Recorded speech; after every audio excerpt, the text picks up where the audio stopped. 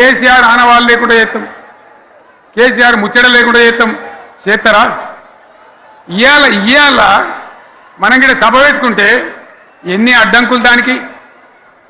Private స్కూళ్ళు బస్సులు ఇస్తే వాళ్ళకు నోటీసులు ఇవ్వడం, అడగలుగున ఆర్టీఏ అధికారులను పెట్టి పోలీసులను పెట్టి ట్రాఫిక్లు జామ్ చేయడం.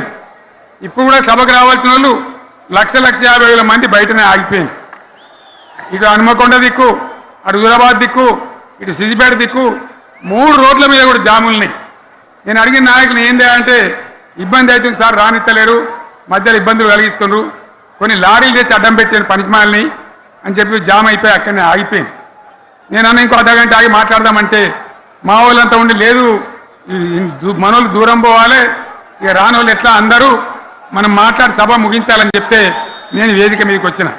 ఇన్ని అడ్డంకులు ఇంత కడుపు ఆపుతారా? బీఆర్ఎస్ సభలను ఆపుతారా? ఈ ప్రపంచనాన్ని ఎవడాపుతాడు? ఆగబడితే ఆగుతుందా?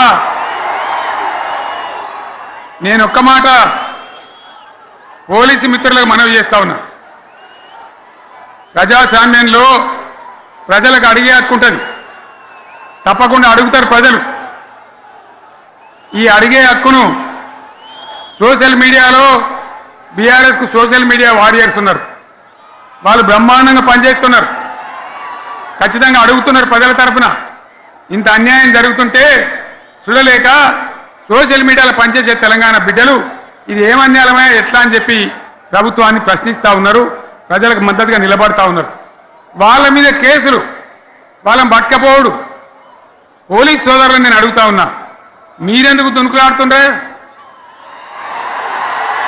మీకేమక్కడ వచ్చింది? మీకొక్కటి చెప్తున్నా నేను,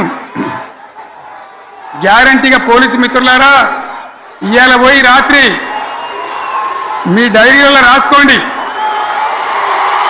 మీ డైరీలలో రాసి పెట్టుకోండి. 100కు 100% ఇలా తెలంగాణ చెలరేగిన పరిస్థితికి మళ్ళా వచ్చేది బీఆర్ఎస్ గవర్నమెంటే. అది ఎవరు కూడా ఆపలేడు, అది ఎవరి తరం కాదు, ఎవరి వశం కాదు. మీకు తెలియదా? మీరు పోలీసు ఉద్యోగాలు చేస్తున్నారు, మీరు చదువుకోలేదా? మీకు కూడా విజ్ఞానం ఉంది కదా? వీళ్ళు దొంగ వాగ్దానాలు చేయలేదా?